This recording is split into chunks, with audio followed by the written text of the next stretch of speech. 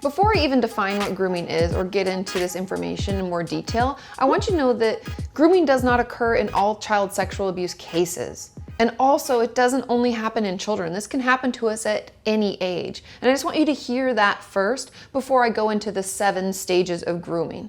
Now, to define what grooming is, if any of you are thinking it has something to do with hair, that is not the case. What grooming is the process by which a sexual predator gains the trust of a child or their family in order to start a sexual relationship with a child in secret.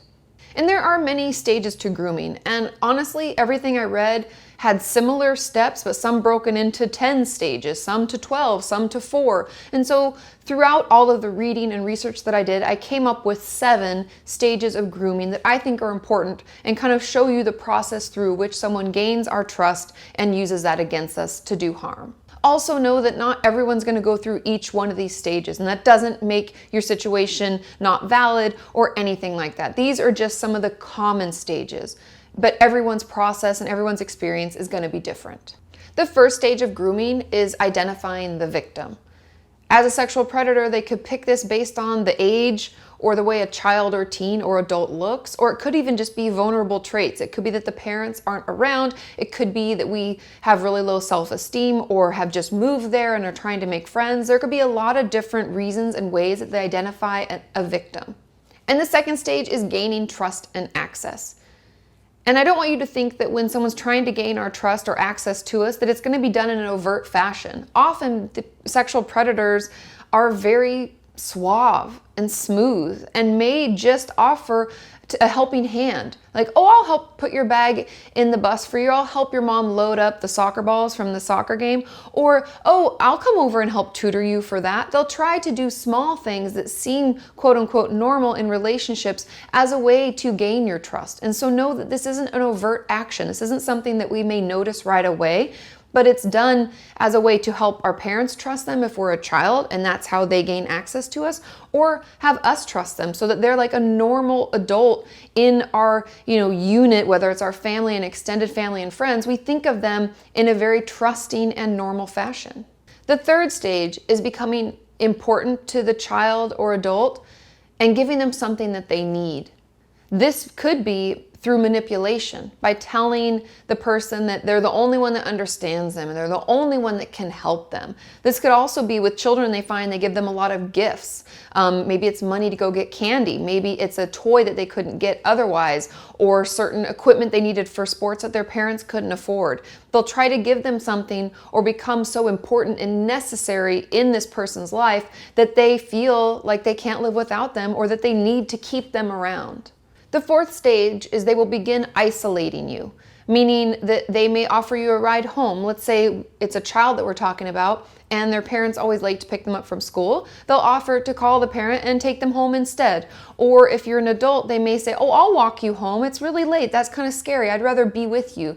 And they do this so that you are obviously isolated. You're with them and you're more vulnerable in those positions. So just be cautious about who you spend time with when there's no one else around. The fifth stage is they'll begin creating secrecy around the relationship. This could be anything from no one would understand what you're going through, or I wouldn't tell anybody that. They'll start to think that you're weird or odd or crazy, or that something's wrong with you. They may also threaten to harm themselves or a pet or someone else that you love in your life if you shared any of the private information you've talked about or the relationship as a whole. They'll threaten harm or revealing secrets as a way to keep you tied to the relationship. The sixth stage is sexualizing the relationship. And just like we talked about before when it comes to gaining trust, this won't always be done in an overt way at the beginning. But even the smallest thing, like putting an arm over the shoulder, may give the predator some kind of sexual gratification.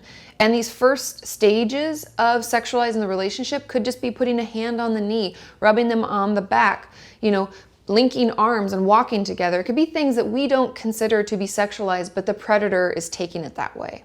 They will also set up scenarios where it's normal to be naked around one another, such as getting ready to go swimming, or being in a locker room and changing before or after a game, or even going to a spa. They'll set up these types of scenarios so that you become desensitized to being naked around them because you don't think it's something that makes you vulnerable or is dangerous. In the last portion of this stage, if this is a child that is the victim, they will play on a normal child's curiosities and questions about the body and use that to further the sexual relationship and move it into actual sexual touch.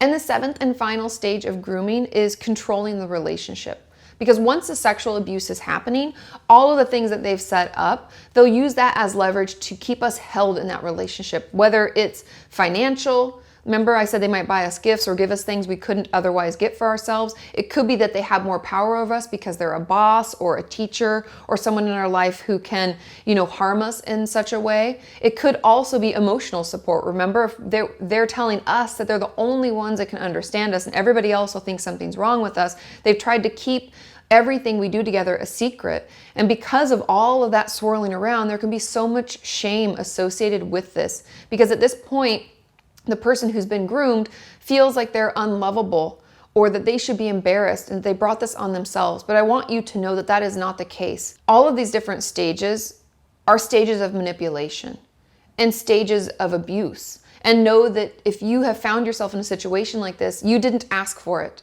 You are not to blame. Nothing that happened is your fault.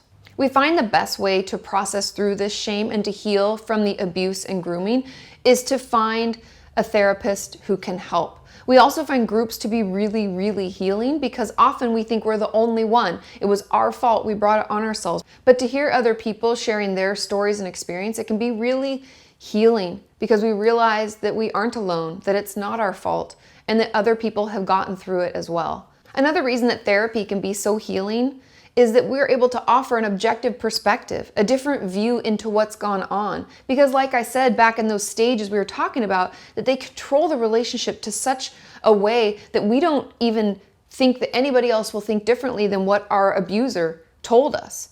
But the truth is that what they told you was all a lie. And so having someone else come in and be able to talk to you about it in an honest fashion, give an objective perspective, can allow us to finally realize that it's not our fault and that we're not to blame, and we can start that healing process. Another way that therapy can help us heal from this is by teaching us ways to practice self-love and self-care. Often when someone has taken so much from us, it's hard for us to come back and feel good about who we are and know how to give ourselves the things that we need. And working with a therapist who understands abuse, understands grooming, can be really beneficial because they'll give us the tools that we need in the moment to self-soothe, to practice self-care when it's needed most, and know that we are valuable and people do care about us. I hope that just sheds a little light on what grooming is. The more we talk about this, the less likely it is to happen. If you see a situation unfolding that looks a little off and you have concerns, please speak up. If you are in any one of these stages, know that you're not alone. Please reach out, talk to someone, tell someone. Trust me, whatever that predator or abuser is saying is not true. You have a voice. Use it. You're important and you're lovable, and other people care about you and want the best for you. Don't listen to that garbage. You are worthy. Please reach out. Trust me, it can get better.